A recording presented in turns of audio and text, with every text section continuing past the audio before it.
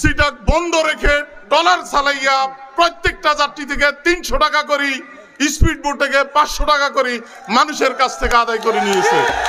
আবার কিছু কিছু নেতা ধরা খাইছে, জেলেও আছে।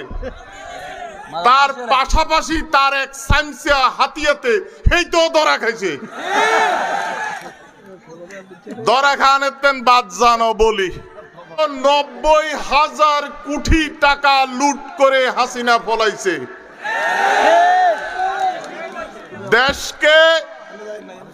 দেশের উপর এই 18,90,000 কোটি টাকা ঋণ রেখে 300 নেতাকর্মী সহ প্রায় 10,00,000 কোটি টাকা লুট করে তারা পালিয়ে চলে গেছে। আবার কিছু কিছু নেতা ধরা খাইছে, জেলেও আছে। তার পাশাপাশি তার এক সাইমসিয়া হাতিয়াতে হেইতেও ধরা খাইছে। ধরা খান এতেন বাদ জানো বলি প্রত্যেকটা প্রাইমারি স্কুলে শিক্ষক নিয়োগের ক্ষেত্রে 5 লক্ষ টাকা করে বলি নিছে। প্রাইমারি স্কুলে পিয়ন নিয়োগের ক্ষেত্রে 5 লক্ষ 4 লক্ষ টাকা করে বলি নিছে।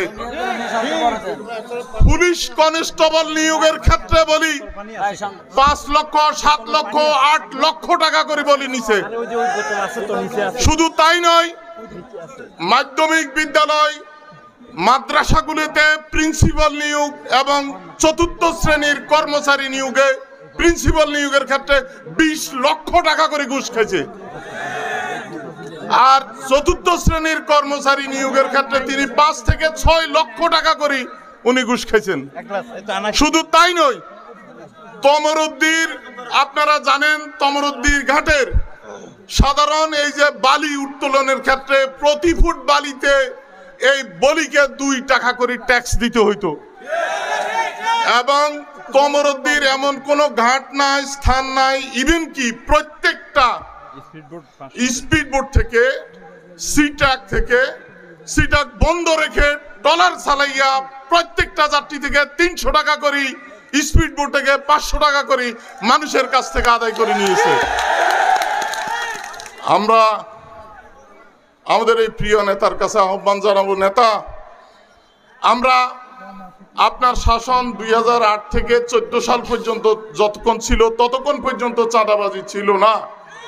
14 সালের পর থেকে 24 সাল পর্যন্ত আমরা খুব কষ্টে ছিলাম, অত্যাচারের ভিতরে ছিলাম।